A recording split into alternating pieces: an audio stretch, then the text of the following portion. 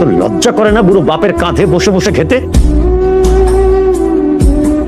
যারা বাইরে উল্টা পাল্টা জিনিস খায় তারা বাড়িতে এসে কিছু খেতে পারে না।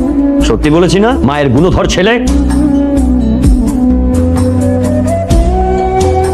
কাগজপত্র তো ঠিকই আছে দেখলাম। আমাদের এই চাকরির জন্য আপনি খুবই যোগ্যতা সম্পন্ন একজন ব্যক্তি। 10 দিলেই হয়ে যাবে। What is this? কোন ধরনের ফাইজলামি এটা? বলতে আমি 10 লাখ বুঝিয়েছি। 10 লাখ টাকা? এত টাকা আমি কোথায় পাবো স্যার? এত টাকা তো আমার কাছে নেই।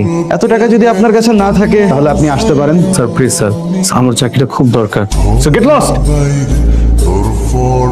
এই সামান্য কারণে করে রাখবে? আপনি কি পাগল নাকি? হ্যাঁ, আমার এত বড় একটা বিষয় আপনার কাছে সামান্য মনে হইতেছে? চাকরি ছাড়াও দেশে অনেক কাজ আছে, আমি তোমাকে কাজের ব্যবস্থা করে দিতে পারি।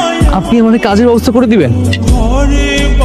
আপনি তোমাকে বলেছিলেন যে কিছু একটা কাজ ম্যানেজ করে দিবেন। সেই কাজ তো অলরেডি শুরু হয়ে গেছে। আমি তোমাকে টাকা দিব, তুমি আমার সাথে নাইট স্টে করবে।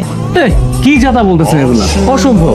আমিও না একসময় তোমার মতোই ছিলাম। এই পরিবেশ সমাজ আমাকে কোনো মূল্যায়ন করতো না, কিন্তু এখন বাসায় যেতে একটু দেরি হলে কল করে। কারণ কি জানো? কারণ এখন আমার অনেক টাকা, প্রতি রাতে 20,000 টাকা পাবে। কিন্তু বাবারে, তুই এতদিন কোথায় ছিলি রে? একটা সপ্তাহ হয়ে গেল তোকে আমরা কেউ দেখতে পাচ্ছি না।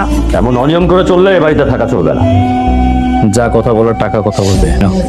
ভাইয়া, তুমি এতগুলো টাকা কোথায় পেলে? এত টাকা কোথায় পেলি? আপনার ছেলে চাকরি হয়েছে, পুরো 50,000 টাকা। খুব ভালো সংবাদ, খুব ভালো সংবাদ। আপনি কি? আপনাকে তো চিনলাম। উনি হইতেছে একজন মহামানুষ, ওনার কারণে আমি চাকরি পেয়েছি। আজকের পর থেকে আমি তার সাথেই থাকবো, বাসায় কম আসবো। বাজার করছি, খাসি গরু, এই হাঁসের মাংস খা। কিরে মামা, আজকে তো আশেপাশে কাউকে দেখছি না। বুঝে দেখ, দাঁড়ায় আসছি।